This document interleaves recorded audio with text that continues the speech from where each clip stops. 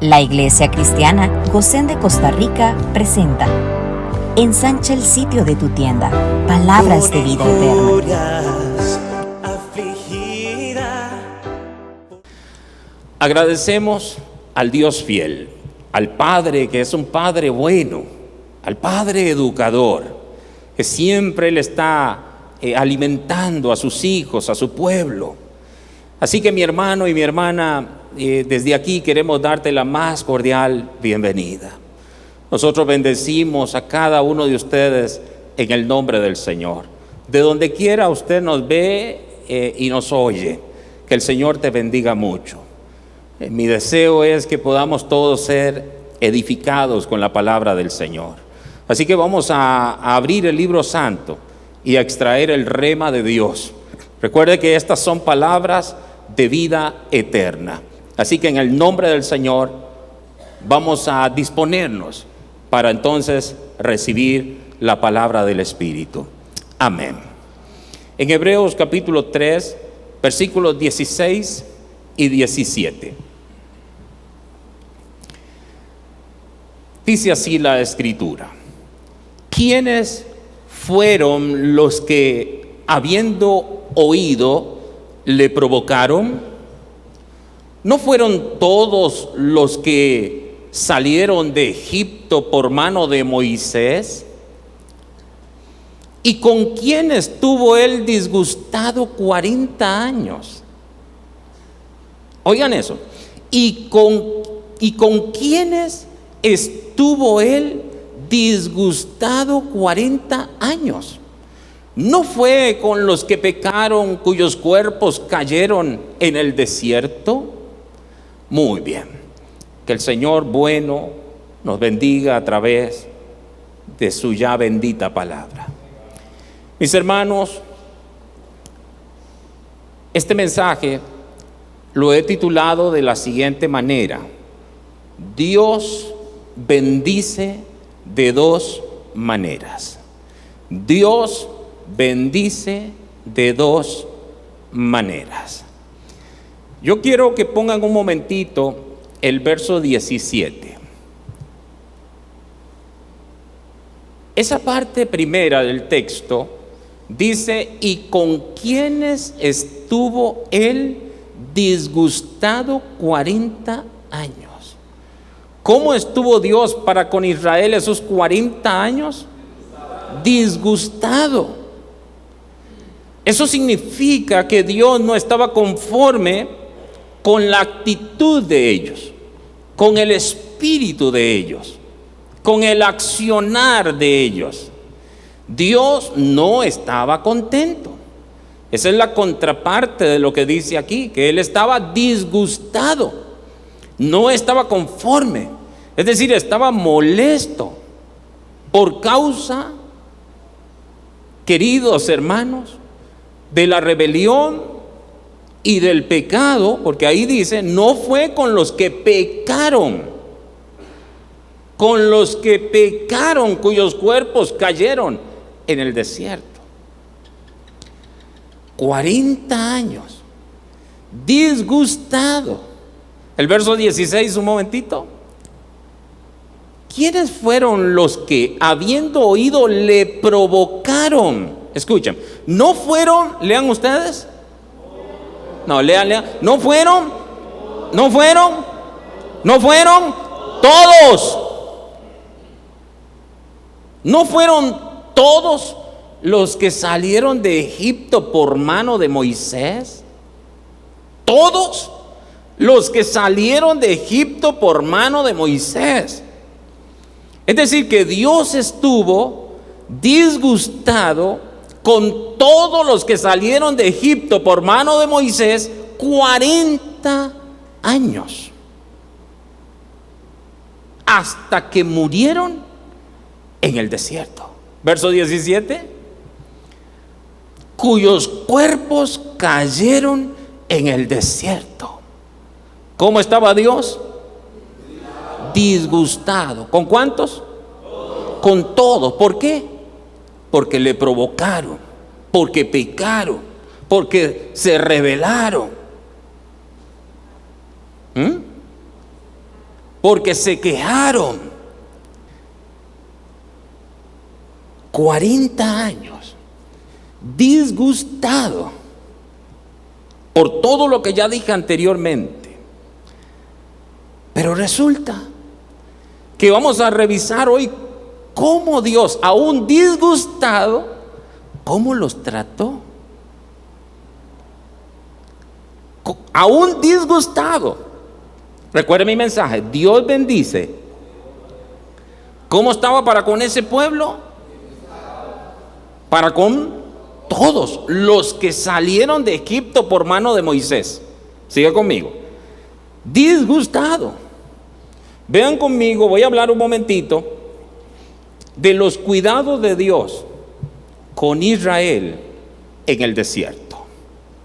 Primero, quiero que sepan que durante los 40 años en el desierto, Dios mostró su fidelidad de muchas maneras. Vamos a revisar algunas. Primero, veamos en Éxodo capítulo 13, versos 21 al 22, es decir, esos dos versículos, 21 y 22. Dice: y Jehová iba delante de ellos de día en una columna de nube para guiarlos por el camino, y de noche en una columna de fuego para alumbrarles, a fin de que anduviesen de día y de noche. Columna de nube. Eso me habla a mí también. Aparte de guiarlos, Dios les hacía sombra. Dios los preservaba del calor del desierto. El texto dice que para guiarlos, amén. Pero como un efecto colateral, vemos que Dios vino a ser para ellos como una especie de sombrilla, no sé cómo le dirán en otros países, para cubrirlos del calor del desierto. Ahí vemos un cuidado de Dios, amén. Dice la escritura, Éxodo 16:4: y Jehová dijo a Moisés: he aquí, yo os haré llover pan del cielo. Vean cómo estamos viendo: sol, frío, ahora lluvia de pan, llover pan del cielo. Y el pueblo saldrá y recogerá, ¿qué dice? Diariamente la porción de un día, para que yo lo pruebe si anda en mi ley o no. O sea, todo lo que Dios hace siempre tiene una intención, pero en esa intención uno ve una bendición, porque resulta que aquí Dios lo que está haciendo es alimentándolos. El maná es la comida del desierto. El maná es la dieta de Dios para el desierto. ¿Cuántos beneficios tendrá el maná? Nutrientes y la energía, las vitaminas y todo lo que se necesita para andar en el desierto. Entonces ahí vemos a Dios. Primero ya les dije, como sombra, como calor. Aquí lo vemos como pan para alimentarlos. Era necesario el alimento, ¿sí o no? Se necesita el alimento y Dios los alimenta. Con un pueblo, ¿cómo estaba Dios para con ese pueblo? Disgustado. ¿Qué están viendo ustedes ahí? Cuidado. Bendición de Dios, aún disgustado.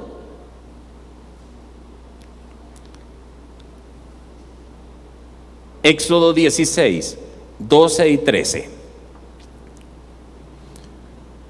Yo he oído las murmuraciones de los hijos de Israel.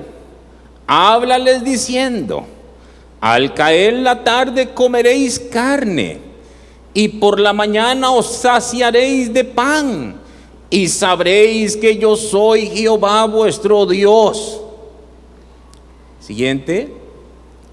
Y venida la tarde, subieron codornices que cubrieron el campamento, y por la mañana descendió rocío en derredor del campamento. Dios les dio a comer carne, pero ellos murmuraron, se quejaron, se cansaron del maná, se cansaron del alimento de Dios. Queremos carne. Dice Dios, ¿quieren carne? Yo les voy a dar carne.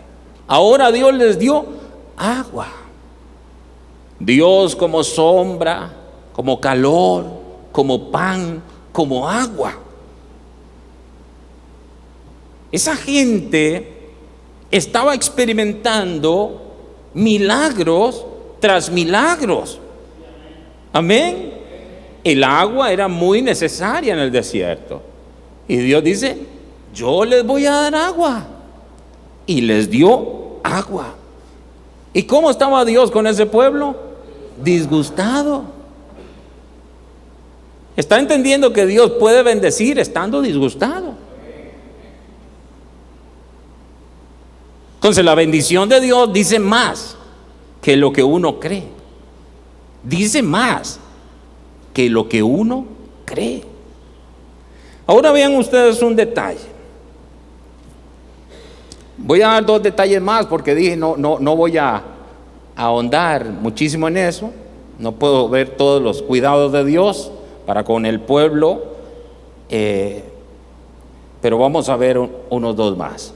Deuteronomio, aquí voy a leer dos pasajes. Deuteronomio 8:4 y Deuteronomio 29:5. Vamos a leer y después aplicamos. Vean lo que dice aquí. Tu vestido siempre estará nuevo. Eso es lo que dice. No me diga que no, eso es lo que dice. Tu vestido nunca se envejeció sobre ti, ni el pie se te ha hinchado en estos 40 años. Dígame si eso no es un milagro. Caminar 40 años en el desierto y tu vestido nunca se envejeció. Vestido siempre nuevo, nunca se envejeció. 29:5.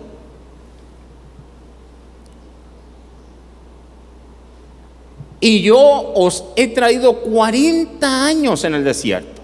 Vuestros vestidos no se han envejecido sobre vosotros, ni vuestro calzado se ha envejecido sobre vuestro pie. Vestido como nuevo o nuevo y zapatos nuevos. No se envejecieron. No se da 40 años. Mire, yo no sé, yo normalmente si compro un zapato tiene que ser bueno y no me dura tanto tiempo. Así, un zapato bueno le puede durar a uno 1 año, 2 años, o al menos que usted los guarde, y puede ser que le dure un poquito más. Aquí yo veo tremendamente milagro de Dios. Amén. Sus ropas y sandalias no se envejecieron ni se desgastaron en 40 años. ¿Están viendo ustedes los cuidados de Dios? ¿Están viendo cuidado de Dios, bendición de Dios para con un pueblo que había pecado contra él? Disgustado, y ahí Dios bendiciendo. Uno más. Yo creo que es el mismo de 8:4. Puedo retomar nada más para hablar de la protección física. 8:4, por favor, Deuteronomio, en la parte final que dice, ni el pie se te ha hinchado en estos 40. Ahí donde dice, ni el pie se te ha hinchado, lo que está diciendo es, nunca te enfermaste. Nunca te enfermaste en el desierto estos 40 años. De manera, mi hermano, que como dije al principio, Dios bendice de dos maneras. Número uno, Dios bendice porque Él es fiel. Dios bendice por el pacto. Dios bendice porque Él es Padre.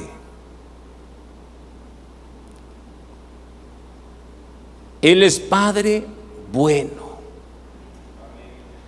A este pueblo no le faltó nada de Dios. Este pueblo quedó postrado en el desierto. Es una forma de decir que murieron en el desierto. No porque Dios fuera infiel, porque Dios fue fiel. Los infieles fueron ellos. Dios los bendijo y manifestó su cuidado, su protección. O sea que Dios puede bendecir aún estando disgustado. De antemano que yo les voy a decir algo. Cuando nosotros vemos la lluvia, el sol, ¿cómo se llama eso? Eso es bendición de Dios. Es bueno que nosotros entendamos que Dios nos sirve a nosotros mucho más de lo que nosotros le servimos a Él. Porque Dios no solo crea, sino que Él sustenta. Y Él está sustentando todas las cosas. Porque Dios es el todo en el universo. Y porque Dios es el todo en el universo, es que, mis hermanos, Dios está sustentándolo todo. Por eso la lluvia, por eso el sol, por eso las estaciones del tiempo. Porque Dios es fiel, aunque nosotros seamos infieles. Así que entonces, la primera manera por la que Dios bendice es porque Él es fiel, porque Él es Padre y por el pacto, porque Él tiene un pacto. Este pueblo, si ellos hubieran optado por arrepentirse genuinamente, Dios los hubiese perdonado. De acuerdo a la Biblia, Dios los hubiese perdonado. El problema es que Dios les hacía el milagro y ellos se acostumbraban al milagro. ¡Ay, qué sol, qué caliente que está este asunto! ¡Ay, qué lluvia! Y todo el tiempo la queja, y la queja, y la queja. Y Dios manifestando su cuidado, porque Dios, hermanos, cuida de cada detalle. Y muchas veces nosotros perdemos de vista eso. Aquí yo estoy tratando de aplicar un poquito en la primera manera en la que Dios bendice.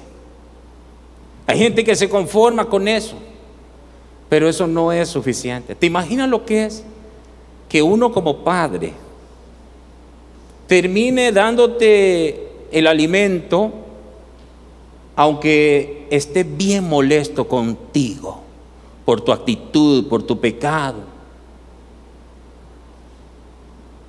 O sea, nosotros los padres, las madres, hablando en general, padres en general, no le negamos el alimento a nuestros hijos, aunque estemos molestos. No se lo negamos. Las cosas necesarias no se las negamos, aunque estemos molestos. Ahora, nosotros somos imperfectos. O sea, si tu hijo te pide pan, para decir algo, no le vas a dar una piedra. Si te pide pescado, no le vas a dar una serpiente. ¿Cuánto más nuestro Padre Celestial no nos dará todas aquellas cosas? Amados, Él es un Padre bueno. Escúchame con atención, porque esto de alguna manera puede cambiar. La intención es que cada uno de nosotros nos revisemos. No piensen ni por un instante que la bendición te dice, o sea, la bendición de Dios te dice que Él esté contento. No necesariamente. Porque Dios bendice aún estando disgustado. Pero veamos, amados, alguien que Dios bendijo porque Él estaba contento con él, complacido con él. Y quiero decirles, para que nosotros podamos aplicar y retomar lo que hemos venido hablando en estos días, este mensaje también tiene que ver con mayordomía. Es decir, mayordomía tiene que ver con lo que Dios está pidiendo de nosotros. Eso es mayordomía, lo que Dios pide de nosotros. Así que entonces, amados, veamos un momentito en Mateo capítulo 3. Voy a leer Mateo capítulo 3 en el verso 17 y Mateo capítulo 17 en el verso 5. Primero, Mateo 3, 17. Dice: y hubo una voz de los cielos que decía: este es mi Hijo amado, en quien tengo complacencia. Estoy hablando de aquel que dijo: yo soy la vid verdadera, el único a quien el Padre le dijo esto: este es mi Hijo amado, en quien yo tengo complacencia. Dice: mientras él aún hablaba, una nube de luz los cubrió. Y he aquí una voz desde la nube que decía: este es mi Hijo amado, en quien tengo complacencia, a él oíd. Este es otro evento, no es el mismo. El anterior fue cuando descendió a las aguas para ser bautizado. En esta ocasión es la transfiguración. Y ahí estaban también 3 de sus discípulos. Y mientras él aún hablaba, una nube de luz lo cubrió. Y una voz de la nube que decía: este es mi Hijo amado, en quien tengo complacencia. Entonces, mis amados, aquí tenemos la segunda forma en la que Dios bendice, y es cuando Dios está complacido.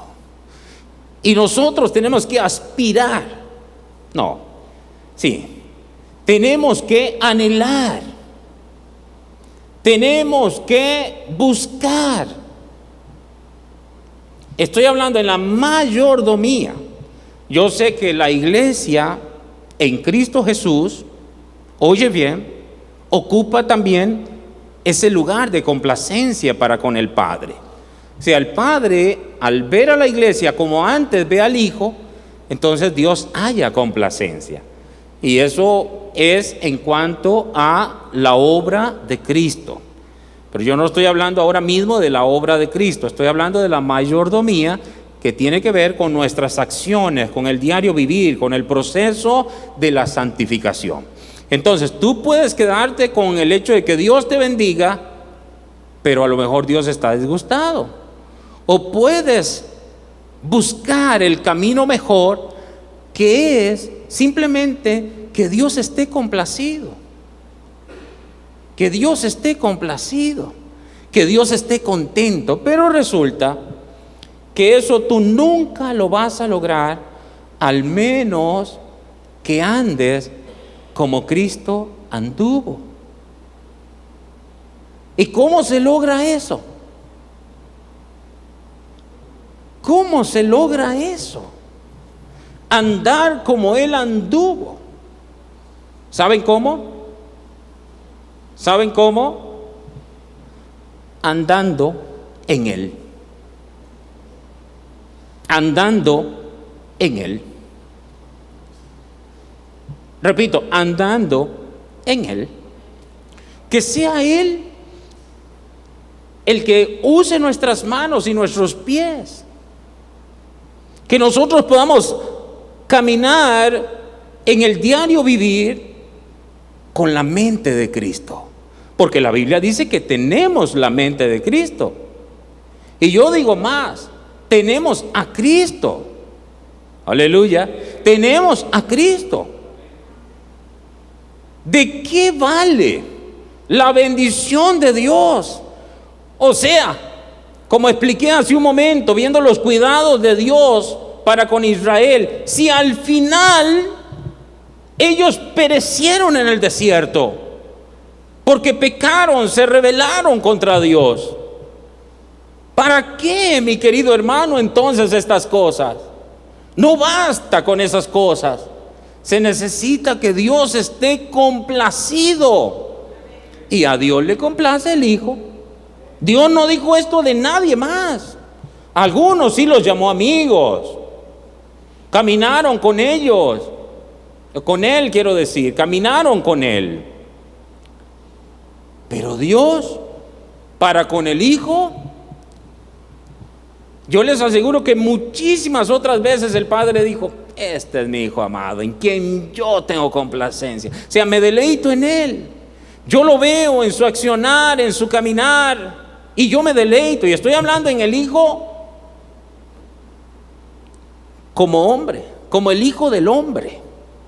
Ustedes saben, es importante recordar que Jesús, siendo Dios, vino a este planeta siendo Dios, pero Él no anduvo como Dios, sino como hombre. Lo que pasa es que como hombre, Él siempre honró a su Dios, siempre honró a su Padre. Las palabras que yo hablo no son mías. Estas palabras yo las oí de mi Padre. Las obras que yo hago no soy yo el que las hago, es el Padre en mí. Y así hablaba Jesús, y así caminaba Jesús. Entonces, mi querido hermano, tú puedes quedarte y decir: no, la bendición de Dios es suficiente. Y yo hoy te estoy matando un paradigma, porque la bendición de Dios no es suficiente. La complacencia de Dios es suficiente. La complacencia de Dios es suficiente. Pero para llegar a eso, se necesita entonces pasar por algo que no nos gusta, sierva amada. Ignora. No nos gusta. ¿Y saben por qué? Porque hay que pasar por la cruz. Y la cruz, entre las muchas definiciones que tiene, es muerte. Es un símbolo de muerte para vivir. Y yo dije algo que yo no sé si lo entendieron ayer los que estaban en el matutín, pero hoy voy a decirlo porque yo dije también que parecía como que era una extensión de lo que yo iba a compartir hoy. Nadie puede identificarse con la resurrección de Cristo si no se identifica con su muerte.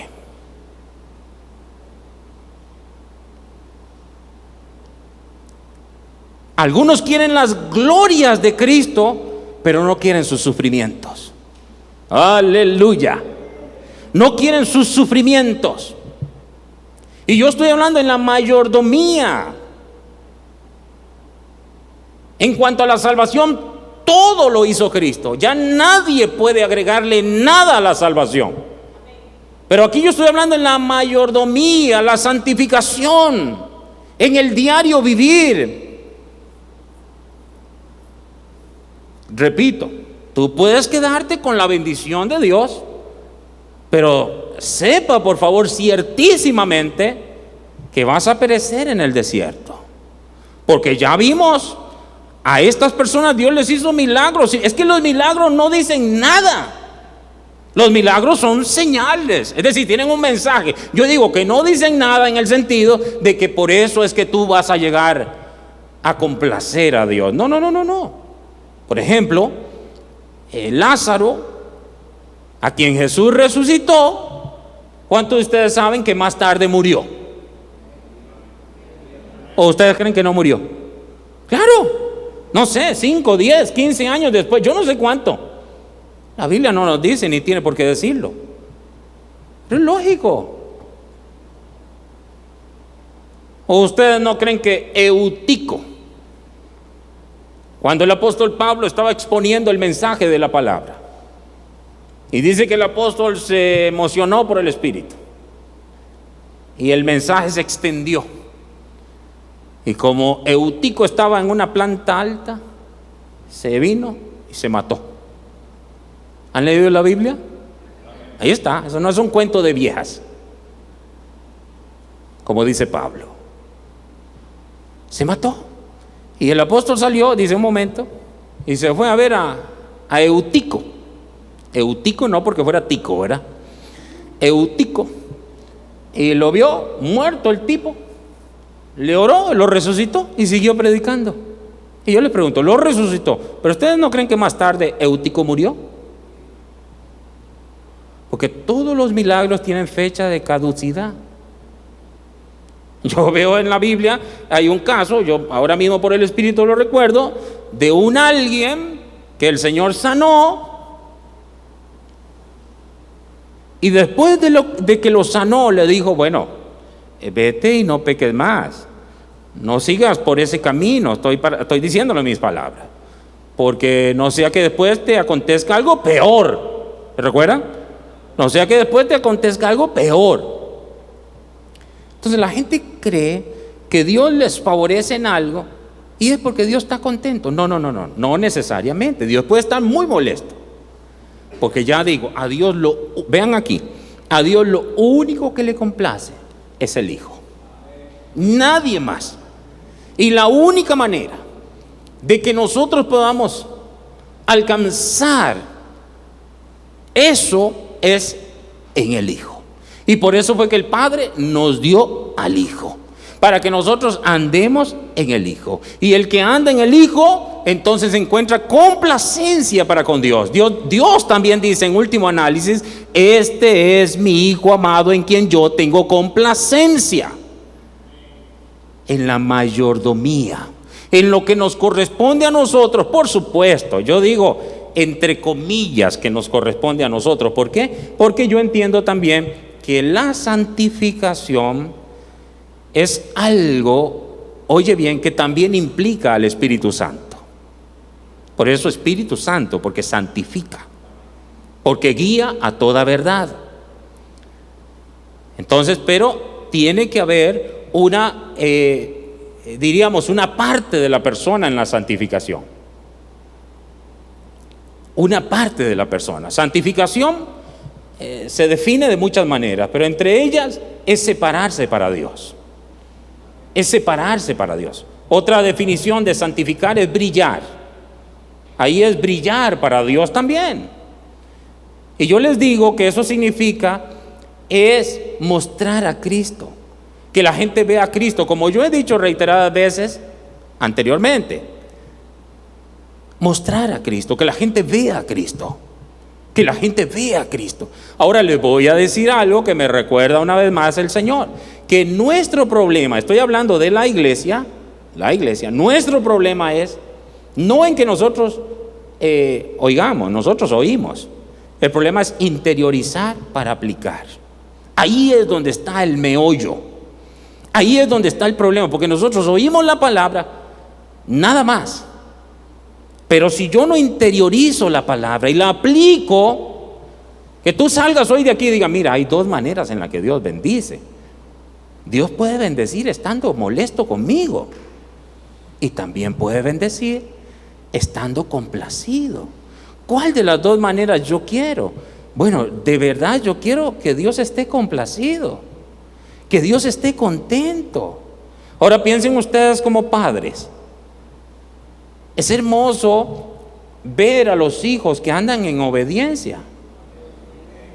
Ahora hay muchos padres de ustedes que le demandan obediencia a sus hijos, pero ustedes no obedecen a su padre. Demandar a otro lo que uno no vive carece de fundamento. Entonces, ¿por qué quejarse? todo mensaje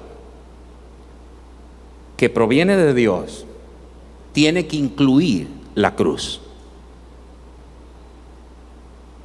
Yo sé, mi hermano, que muchísimos de los mensajes de hoy no apelan a la cruz.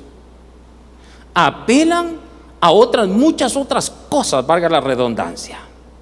A otras cosas. La mayoría de los mensajes, digo la mayoría, quiere decir que hay una minoría que no, porque no estoy generalizando. Pero la mayoría de los mensajes apelan a las emociones, a las necesidades de la gente. Apelan al alma. Y los que están aquí en el frente son especialistas. Muchos de ellos no debieran llamarse pastores, sino psicólogos. Y ni siquiera ahora, yo no tengo problemas con la psicología cristiana. Hago la aclaración. Hay una psicología que es cristiana, psico. Eso tiene que ver del alma. La ciencia del alma, de la psico. Hay una psicología cristiana que el fundamento está en la Biblia. Eso está bien. Pero no la psicología secular, diríamos moderna. ¿Ah? ¿Cómo? Humanista. Y muchos debieran llamarse no pastores, sino psicólogos, humanistas. Por supuesto, porque si ellos logran que una persona esté tocada en sus emociones, entonces es más fácil que la gente suelte el dinero.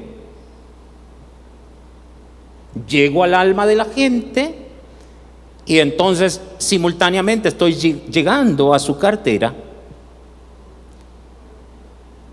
Es muy doloroso para mí decir esto, pero es la verdad.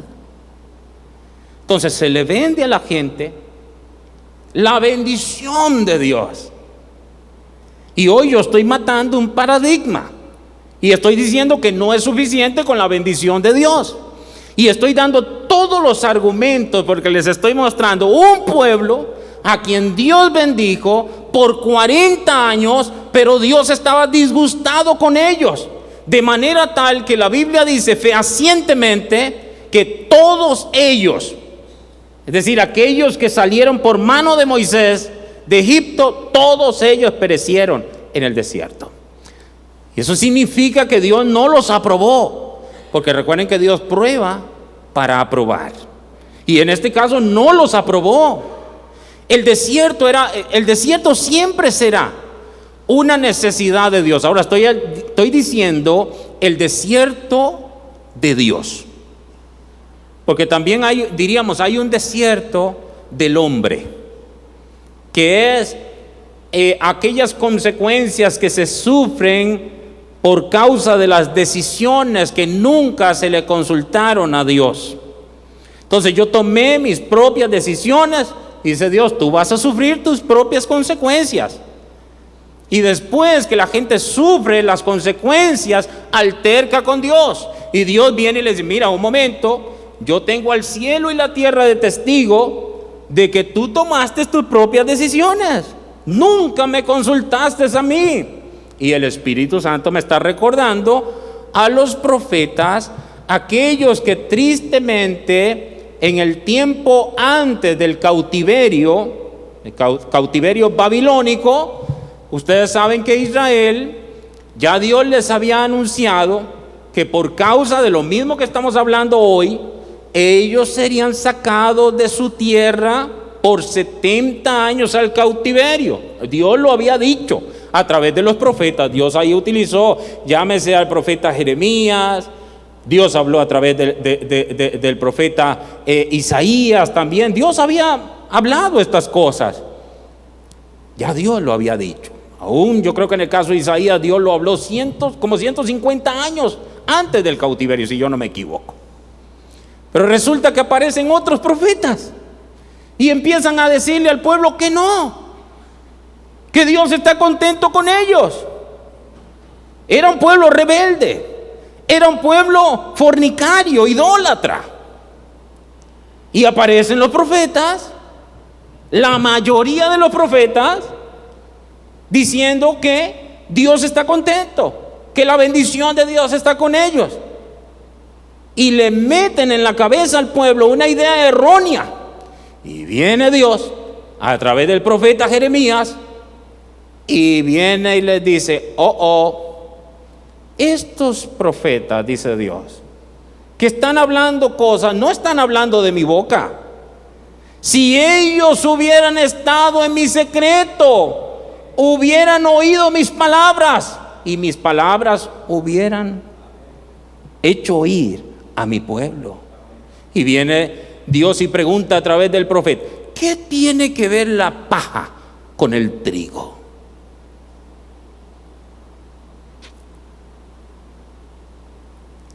Así hay muchos hoy día que están hablando paja, no trigo. Entonces la paja, mi querido hermano, ¿qué está haciendo de la iglesia? Es bonito cuando un mensaje apela a las emociones, y cuando te hablan de bendiciones y multiplicaciones, y te hablan mucho de oro, y no te hablan de barro, nada. De barro, nada. Pues yo tengo una palabra profética en esta mañana, y yo te voy a profetizar, y digo a la iglesia, que nunca serás oro en el cielo si no eres barro en la tierra. Perdónenme que yo mate ese paradigma, y yo no sé si usted lo está recibiendo como se debe recibir la palabra. Yo no puedo, o sea, no puedo saberlo, solo Dios lo sabe. Pero escúcheme bien, no basta con la bendición de Dios, basta con su complacencia. Jesús, en todo momento, yo le voy a decir algo. Yo sé que nosotros cantamos y que Él tenía en mente a nosotros cuando murió, todo eso es muy romántico. Pero más que a nosotros, Jesús tenía en mente al Padre, a su Dios. Y por el gozo puesto delante de Él, sufrió la cruz. Hasta que tú no entiendas cuál es el gozo que está puesto delante de ti, no vas a sufrir la cruz. La cruz tiene que sufrirse. Ustedes han visto cómo Dios nos ha venido hablando. ¿Se recuerdan que Dios nos habló unos poquitos mensajes, pero yo creo que suficientes por ahora, acerca de trabados en el zarzal? ¿Se recuerdan? Trabados en el zarzal, para debilitarnos. Y ya debilitados, ¿para dónde nos lleva? Para el altar del sacrificio. Y en el altar del sacrificio, ¿qué es lo que tiene que pasar? Morir.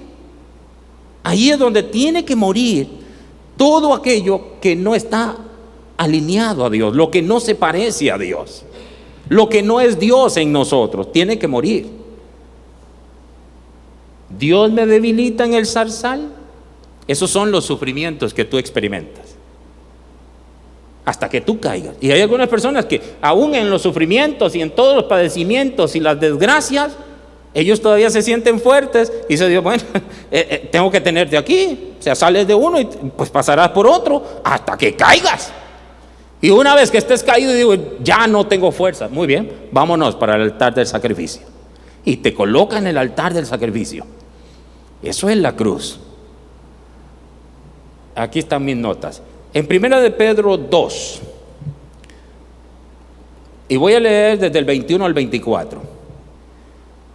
Dice aquí: pues para esto fuisteis llamados,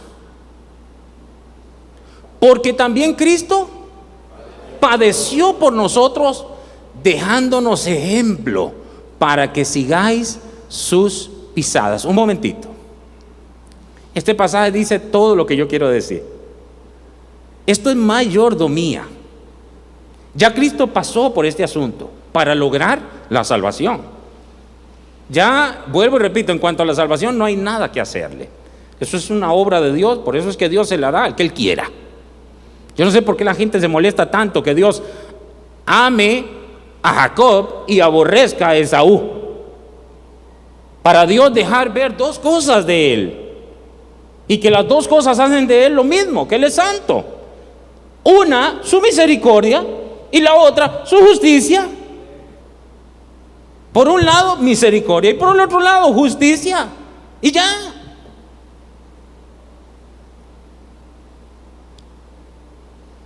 Esto es mayordomía.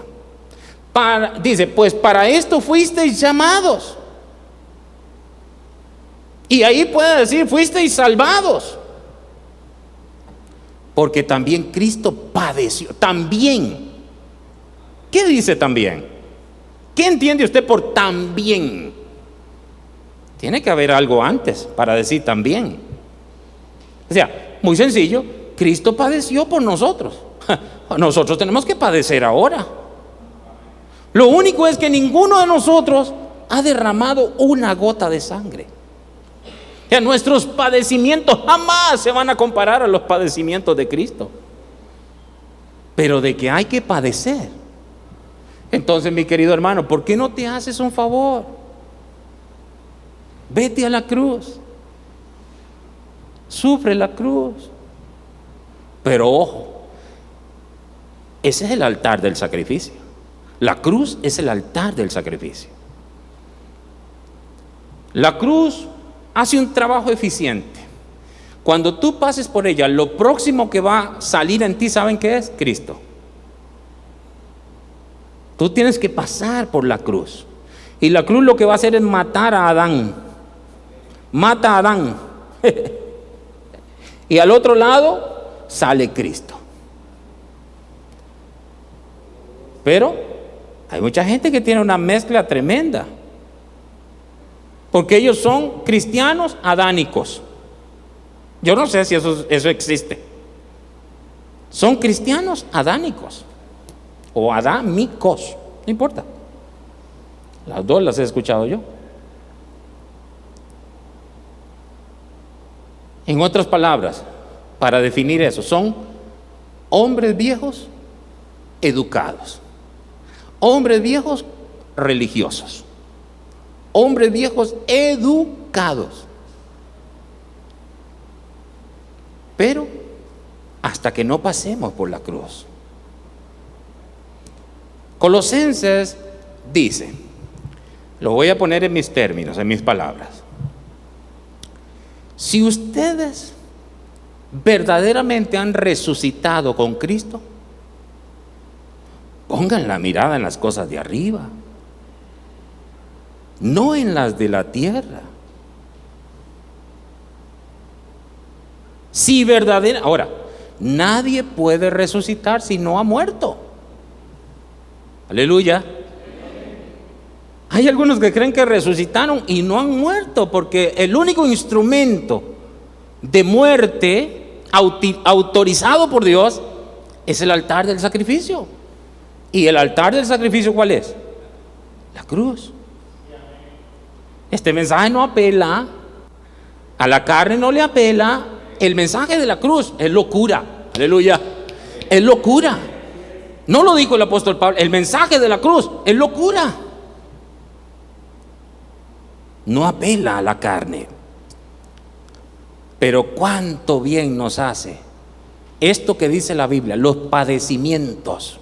Porque también Cristo padeció por nosotros, dejándonos ejemplo para que sigáis sus pisadas. Ahí están las huellas de Cristo. Ahí están sus pisadas. ¿Y qué nos corresponde a nosotros? Identificar las huellas de Cristo. Y no es, yo repito, yo no estoy hablando de que tú te salvas con esas cosas. Yo tengo que ser enfático para que usted no se confunda. Yo estoy hablando pisadas en cuanto a la mayordomía. Él dijo así, lo voy a decir en mis palabras. Ustedes, todos los que están allí, ¿ustedes quieren ser mis discípulos? Y todos dicen, amén. Muy bien. Tomen su cruz cada día y síganme. Tomen su cruz. ¿Qué es la cruz? Símbolo de muerte. ¿Se recuerdan al apóstol Pablo cuando él dice: os aseguro, hermanos, que cada día muero? ¿Se recuerdan al apóstol Pablo cuando dijo que ponía su cuerpo? Ahí por supuesto que hay que entender que es la carne, la naturaleza caída, el mal que moraba en él como en nosotros. Pongo mi cuerpo en servidumbre, o sea, soy amo. Yo estoy subyugando a esta naturaleza dañada. Esto habla a una persona que quiere más que la bendición de Dios. Esto habla de alguien que quiere complacer a Dios. Pero él lo entendió que para complacer a Dios, él tenía que pasar por la cruz para morir. Entonces ya no vivo yo. Pablo, ¿por qué ya no vives tú? Porque yo pasé por la cruz y la cruz me mató y ya no vivo yo. Y entonces, ¿quién vive, Pablo? Cristo en mí.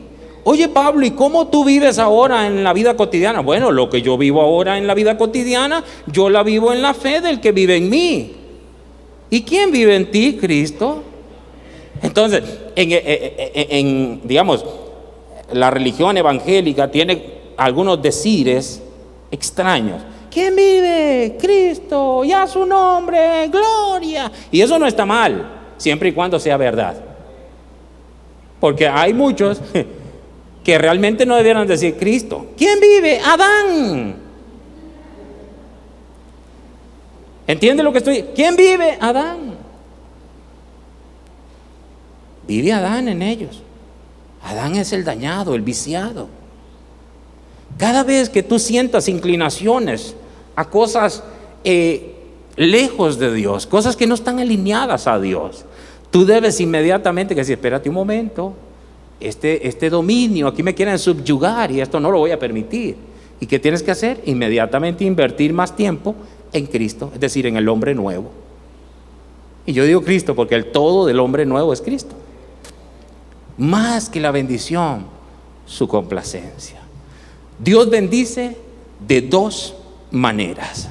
Dios puede bendecir estando disgustado, y hay algunos que se conforman solo con eso, pero perecen en el desierto. Y la otra manera es la ideal, que nosotros podamos ser como Cristo, o mejor dicho, que Cristo viva su vida en nosotros, para que el Padre diga: este es mi Hijo amado, en quien yo tengo complacencias. Pero ¿sabe de quiénes dice el Padre eso? De aquellos que siguen las pisadas de Cristo, de aquellos que siguen las huellas de Cristo, de aquellos que han pasado por la cruz, que no renuncian a los sufrimientos de la cruz, sino que más bien ellos dicen: yo quiero esto, quiero agradar a mi Dios, quiero complacer a mi Dios, así que me expongo a que Dios mate en mí todo lo que es humano, para que viva en mí todo lo que es Cristo. Que Dios te bendiga y que Dios te guarde en Cristo nuestro Salvador. Amén y amén. Gracias por acompañarnos. Con el favor divino, nos veremos próximamente. Shalom. Mas el reino